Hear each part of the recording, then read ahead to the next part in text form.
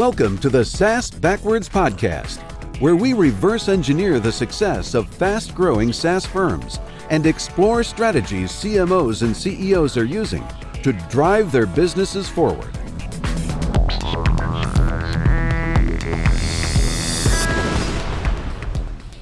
Hey everyone, welcome to SaaS Backwards, a podcast that helps CEOs and CMOs of SaaS firms to reverse engineer SaaS success. My guest today is Guillaume Moubeche, better known as G. He's got a firm called Lemlist, which helps SDR teams to increase their productivity, generate more appointments. G, before we get started, could you tell us a little bit about yourself and your company? Thanks a lot for having me, Ken. I'm G, or Guillaume Moubeche. I'm the CEO and co-founder of Lemlist. And essentially, we started Lemlist in early 2018. And 3 years later, we have more than 10,000 customers, more than $5 million in ARR, growing at a 2-digit month-over-month growth rate with a team of 30 plus people. Well, that's awesome. And congratulations on your success so far. It's a unique path to that size and revenue. In today's world, so many folks are focused on the money raise. Tell us how Lemlist is different in that regard. So essentially, you might have heard it because recently we said no to a $30 million investor offer. I remember, when I launched Lemlist in the early days, I was with a friend. We were asking me, what's up? I told him about my startup. And then the first question he had was, how much money have you got from investors? And then I told him, we haven't raised anything. And then he said, in that case, you don't have a startup. And in the early days, it was like this. I was associating the success of a startup to the amount of fund you got, because in the media, that's only the things you could see. And as we started scaling as a bootstrap startup, I was like, this is crazy that we never talk about the bootstrap startup, even though they are highly profitable, sometimes in hypergrowth, sometimes scaling faster than any other companies. So we decided to document the entire fundraising process. We announced publicly that we were going to raise, but in the end, we knew that we were going to say no to any offer we would receive. By doing so, we wanted just to put the spotlight on the bootstrapping, on the fact that it was possible to succeed without having to raise millions. I guess it made a lot of noise. It was a remarkable PR strategy as a practitioner in the space. I was pretty impressed by it. It was a unique way to shine the spotlight, not only on the conundrum of money raising, but also your business and your path as an entrepreneur. And maybe before we go too deep into other subjects, I just want to talk about your background before you started Lemlist. What prepared you to found this company? What was your perspective? Yeah, so essentially, in the early days, I was a chemical engineer. So it has nothing to do with what I'm doing now. Then I studied marketing for a year, because between my engineer degree and master degree in marketing, I traveled the world for 1 year. And I was using social media to stay at people's home for free. And, during an entire year, I felt that feeling of freedom that I wanted to kind of recreate. And for me, creating a business was the exact same thing. So my first business was actually a t-shirt business with my dad. He could print on fabrics, and I was handling the business side of things. I was 100% sure that when the website would go live, we would receive thousands of orders. But when we went live, I think we received 3 or 4 orders from friends. So it was a real failure. At that point, it was hard for me, because running a business with your dad is difficult, because, for me, I grew up in a very modest family with not a lot of money. And it was a time where I could finally give back. And knowing that I had let down my dad, I was okay, I felt bad because I couldn't find customers. And I was I must not be the only one in that position. So a friend of mine at that time asked me to join him on a new journey of creating an agency that would help companies finding their customers. So during a year, I was 100% focusing on that. And essentially after a year of helping other companies making millions, I was we can create a platform rather than using existing tools. And that's when I launched Lemlist in 2018. Well, there's a couple of things to unpack for me there. We didn't discuss this in the prep, but my company was actually founded by my father, who we talked about. Yeah. I worked with him for almost 11 years. It was a very powerful experience and very good, and different kind of outcome than yours, but I'm sure you know how wonderful it is to have that time together. Even regardless of the business outcome, you have that relationship outcome. But you're one of, 4 founders that I've talked to out of, so I think this is our 11th podcast recording, where it's a subject matter person starting a software company, not a software executive. And I'm wondering what perspective that brought to you, and in terms of how you founded Lemlist, like what the mission was, and then also who you surrounded yourself with so that you could actually build a software company. I was using pretty much all the tools on the market and I knew them very well, but for me, they were all lacking of something. And I knew that they were not built by people who actually had experienced all this sales campaign that I was running for our customers. So I was like, I have a clear idea of what I want to do. And in France, I was actually in the biggest startup incubator called Station F. And in there, I had met two really like tech geniuses, François and Vianney, where we started working on projects for the community. So little side projects just to help people get to know each other. I was handling the business side of things and they were handling all the tech part. And when we saw that we were working well together, we just were like, okay, let's start a SaaS together. Let's see like how it goes. And essentially like they built a MVP in 3 weeks. Then they told me, okay, now it's your time to go and try to sell it. But when you enter a super competitive market, your product at first, it's really bad, especially like 3 weeks after, like starting to code. But eventually we started working like that, like step by step and getting more and more clients and customers over the months and years. So it was initially not really successful, but you took that feedback and kept building onto it? Yeah, absolutely. So for them, like you have two types of developers. You have the one that are like the perfectionist type. So you're going to ask for something. It's going to last for a year or a year and a half for them to really like do it and engineer it. And then you have my co-founders, Vianney and François, who are like they've coded and developed so many things. They started coding when they were like 6 and now they are like 45. So they are really like passionate. They developed maybe like 100 SaaS company or whatever. And for them, like they know that it's always better to start with the MVP, quick and dirty. You start getting users on board. You try to show them the big picture. And then eventually we will get feedback with the early adopters that can see the potential of your product. And then iterate until you have like a really, really good product. And that's what we did. So that's a really tough time, right? When you have an idea, the idea is much bigger than the product. How do you find the people willing to spend their time with you? Because obviously it's not money in the beginning. Yeah, so you need to basically sell on the value and not on the features. So a lot of people are saying that you can't sell on features, etc., which I think it's not true. I think like some products are sold only based on features and that's fine. So the way I did it, there were like several things. We had our unique competitive advantage, which was ultra personalization. So we could put dynamic images or videos within the emails. And so first I was using Lemlist to start getting like meetings with customers. So using my own tool to acquire customers was quite easy because every time I was on calls with people and they were telling me, I'm not sure that cold emails really work. I was like, well, I sent you a cold emails and here we are. That's what you will get with our software. You'll be able to reach out to people and meet with them. I'm not going to tell you you're going to close every single deal, but you have the opportunity at least. And then everyone is like, okay, it makes sense. And then other things that are easy to implement.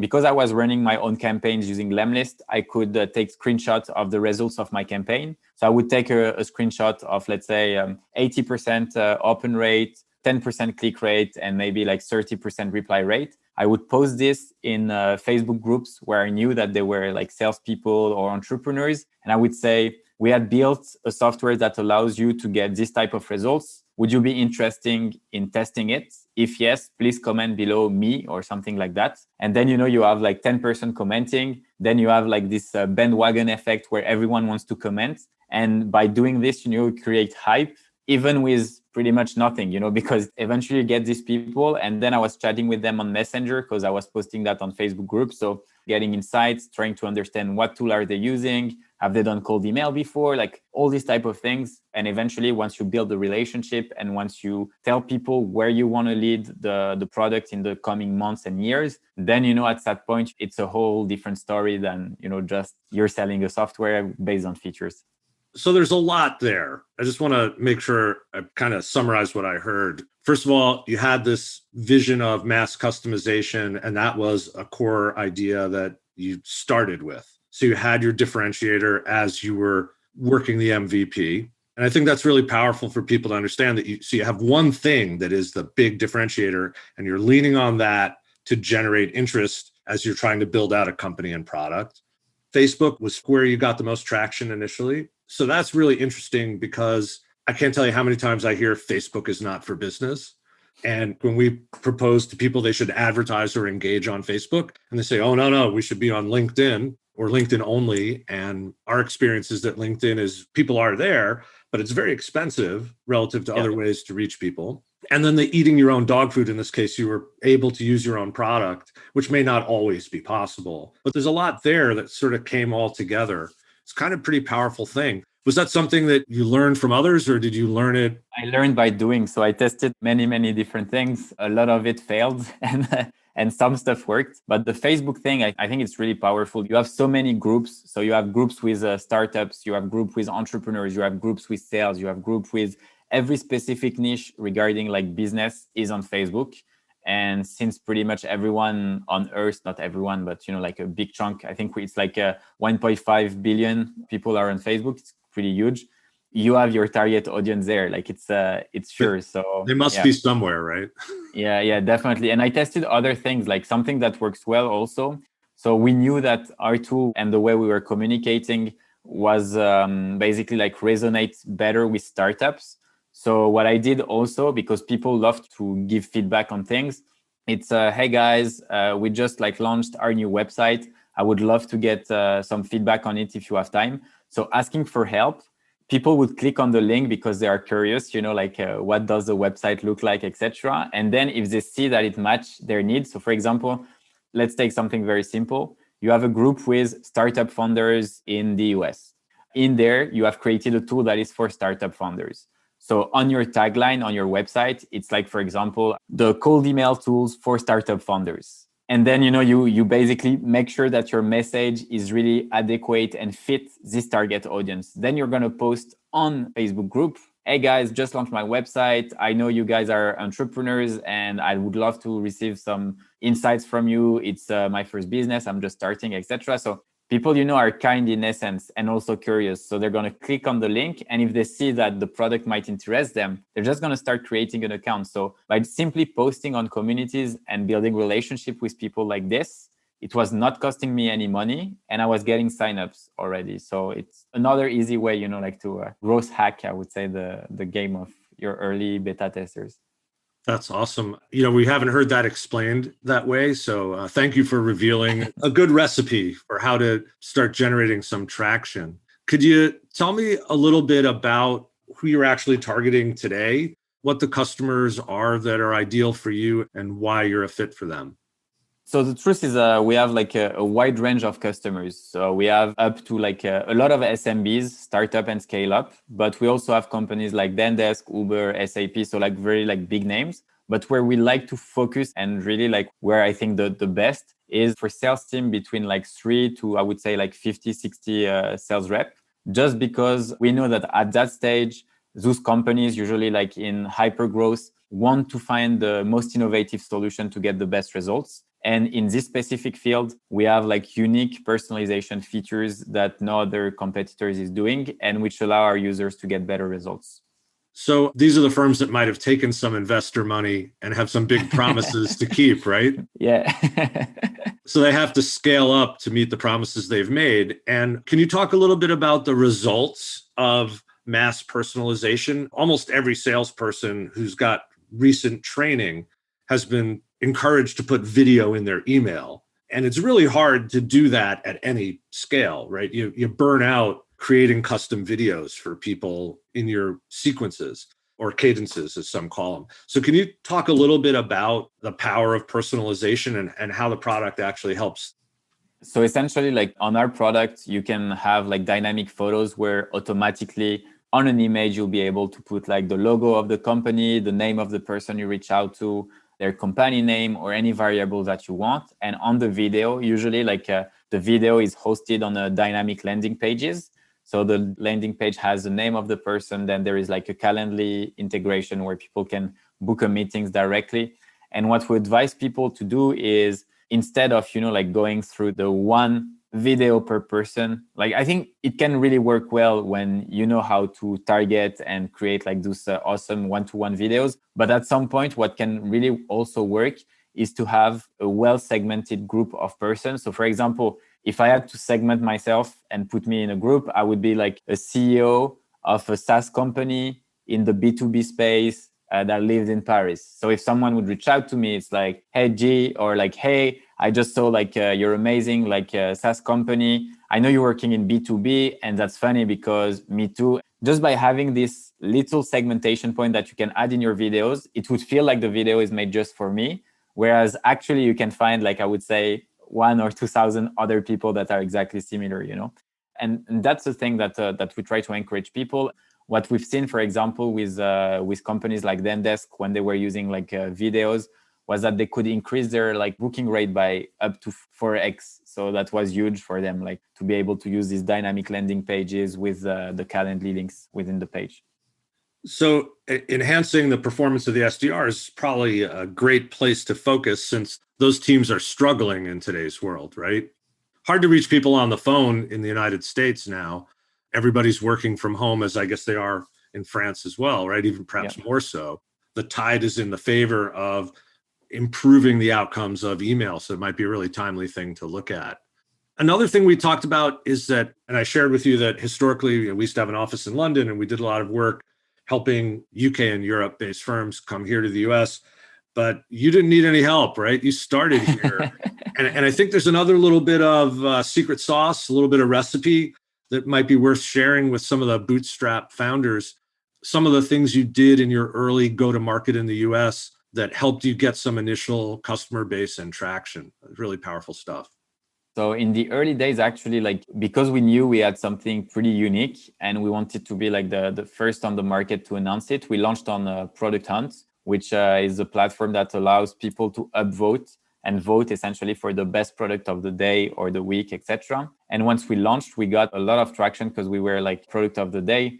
We generated, I think at that time, it was like 600 to 1,000 signups on our beta, which was like really, really great. And most people were actually coming from the US. And that has allowed us to get noticed by a company called AppSumo. So they are based in Austin, Texas. They have about like 1 million entrepreneurs in a community to whom with they would start selling your products. But instead of selling like a monthly fee, they would basically put it at a very discounted price for what we call the lifetime deal. So instead of selling monthly, you're going to do a one shot where people are going to pay and they will get access to your software. So we did that with them. First line of codes when January like 2018, and it was in or March or April like 2018. So 3 to 4 months later, we're selling with them, and within 2 weeks we made more than $160,000, which is really great for us because we had a lot of users from the US coming to test and use the product, and also giving us a lot of feedback.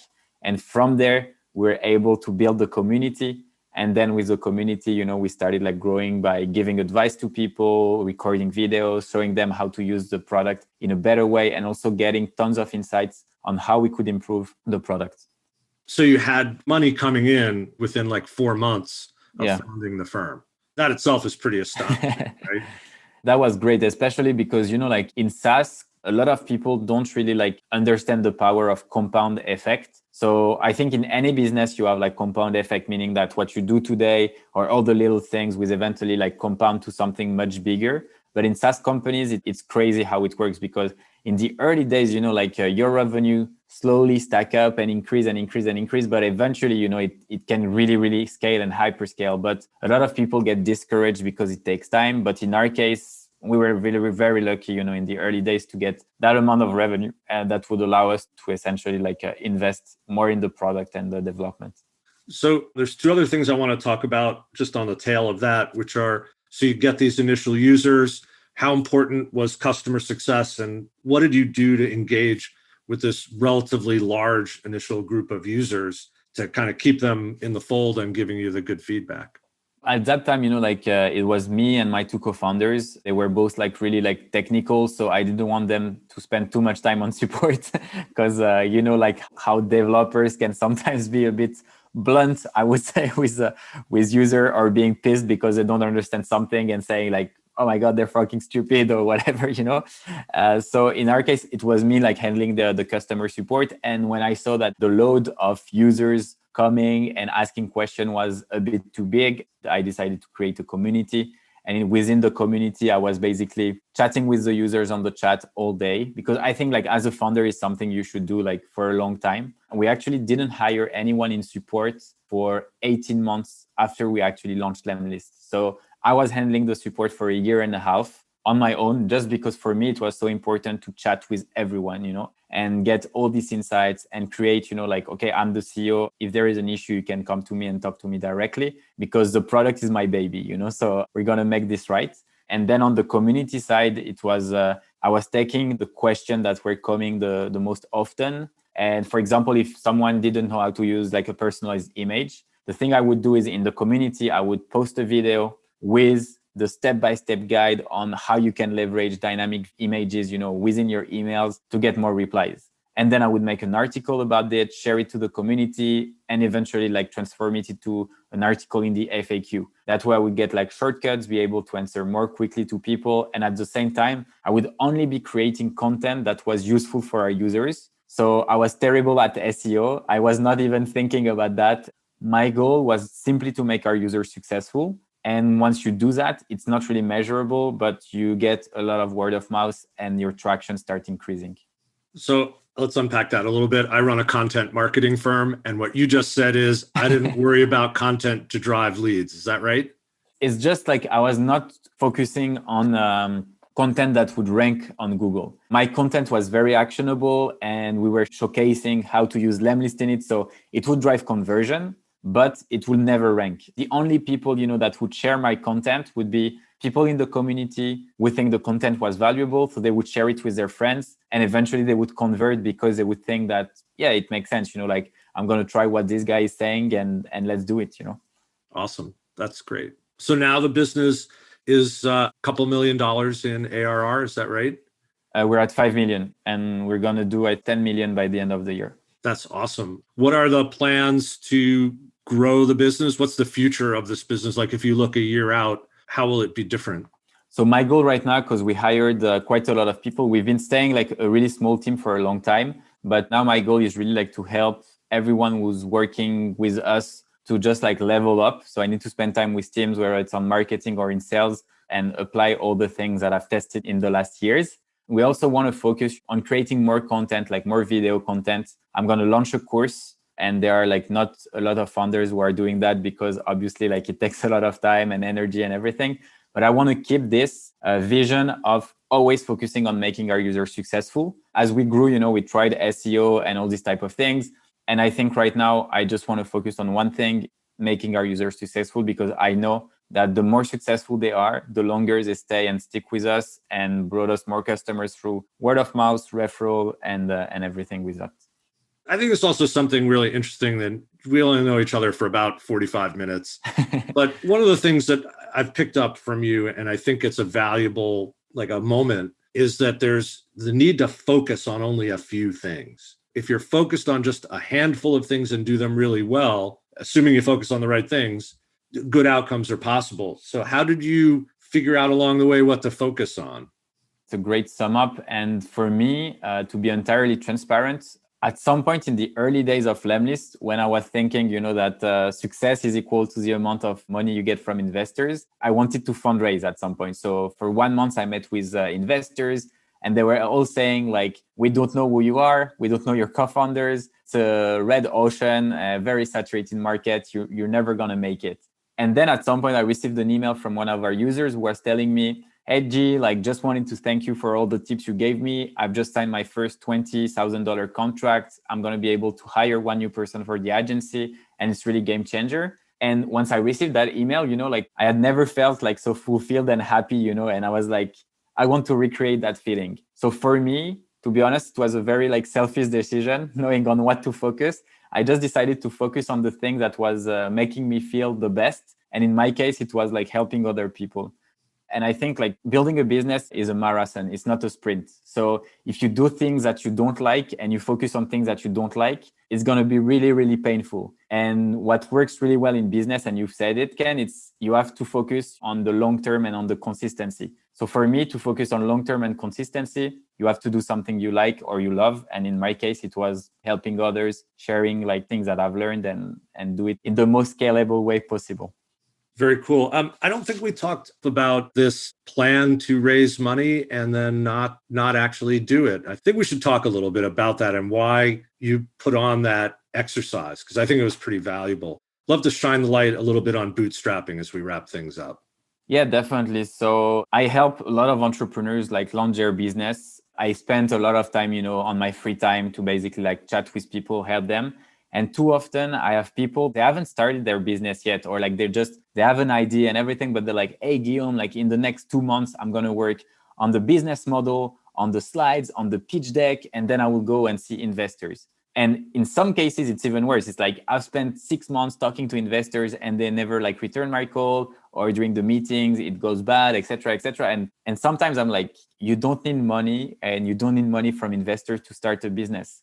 Go step by step, make first a profitable business, get like your first customers, make sure that your customers is super happy, then find a second one, then a third, and so on and so forth. And for me, I would see, in the media, all this news and updates about all those startups who raised hundreds of millions, etc. I was like, we need to change, we need to bring a new view on what entrepreneurship is and on the definition of success. And for me, success is not only about how much money you get, because some companies, they would raise 30 million and would make less revenue than we do, It was important to show that you can succeed without having to raise funds. You can be an hyperscale startup without having to raise funds. And what you need to focus sometimes, it's on the simple things. If you're an entrepreneur, you have found a solution to a problem. Find people that are willing to pay for that, and then find more. And that's it. It's like, it's the success of business. It sounds simple like this, but it's not. It's just like all these things that are tough, all these things that you're scared about, like to go talk to your users or your customers, you have to do it. Do that instead of thinking that if you raise 1 million, you'll be able to spend 1 million on ads and then start scaling just behind your computer and not having to talk to anyone. You're proposing that we actually work hard to grow our businesses. I think it's a really fundamental thing, right? Before the venture community really existed as it does today, an entrepreneur would build a prototype, whether it was a physical product or a piece of software, go beat the bushes in the old world, literally door to door, and in today's world, in communities that they might find online, and engage with those early customers and get them to help you build a business. And I think that's a really healthy kind of approach to business, right? There's the incentives and the costs are very lined up. Whereas when you get a lot of venture money, maybe your incentives and costs are not aligned, right? The business model is distorted in some ways. Yeah, absolutely. And, I'm going to take an example. I don't think raising fund is bad or that you shouldn't do it. I think it's for some business, it's amazing. There are like tons of success story. But if we take the electronic scooter Birds, they raised, I think it was hundreds of millions. And then eventually COVID started. I had actually a friend who was working over there in the US, like he went to San Francisco, and then he received an invite with 400 other people. And the invite was called COVID Update. They all went on the Zoom meeting, 400 people, and they got all fired within 2 minutes. That's it. When they tried, because my friend was a foreigner, obviously, so he tried to go on Slack to tell people that he was fired, etc. He didn't have access to Slack. Okay, those companies who we say that are like extremely successful, that are on page one of every single media, are capable of doing this. I'm sure like the founders is not a bad person and everything. I just think it's pressure from investors and all these type of things that sometimes pushes you to do things that you don't want. And yet we still think that raising all these millions is always synonym to success. When you build a company, you should always remember that even though it's your idea, even though it's you like grinding in the early days, it's based on people, and I respect my team. I respect the team members. I respect everyone, and I want them to grow. I want them to learn new things. It was important, for someone to shout out to all the founders that are bootstrapping and doing things right, and just show the world that we can also do things differently. Well, I think that's a great place to land it. It's a great success story. I'm going to watch closely as you continue to grow the business. How can people learn more about Lemlist and connect with you? So you can connect with me on LinkedIn. You just have to type G or CEO of Lemlist and you would find me. And for Lemlist, it's lemlist.com. You can go on the website and start a free trial if you want. Yeah, there's a lot of great content on the website, and it makes clear the case for customization of email. And certainly we're going to give it a run here and probably introduce it to some of our customers, our clients as well. I want to thank you so much. This was an awesome episode. People can reach me on LinkedIn. I'm LinkedIn/in/Ken Lempit and at austinlawrence.com. And G, thanks so much. I hope this isn't the last time that we connect, because the first time was so awesome. Thanks a lot, Ken. It was really amazing.